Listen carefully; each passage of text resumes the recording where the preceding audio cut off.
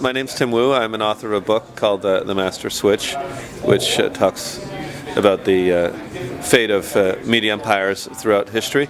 I am a professor at Columbia Law School, and I'm active in trying to understand what media policy should be in the internet age. What I said in my book, and what I think is completely true, is that surveillance and spying by government depend very heavily on the structure of the industries.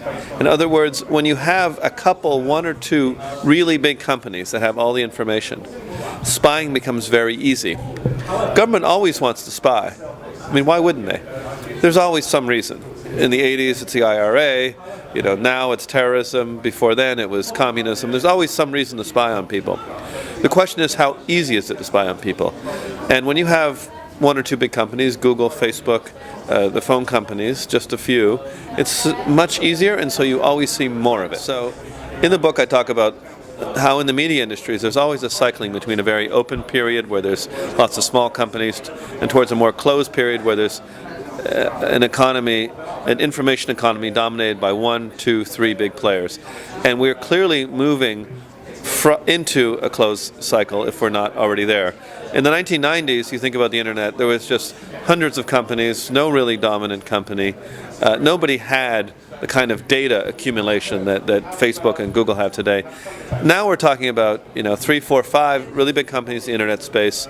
Most countries have 1 or 2 big internet providers, and there's been a huge amount of consolidation and centralization, and we're really heading into the most closed part of the cycle. I think it's really important to have a sense of what your rights are, to have a sense of when you feel that something's being taken from you. And when you're being spied on, something really profound is being taken from you, which is a freedom to sort of feel you can do things without being watched. It's a terrible feeling to think that you're always being watched, and if you do something badly, it's going to be embarrassing or revealed to the public.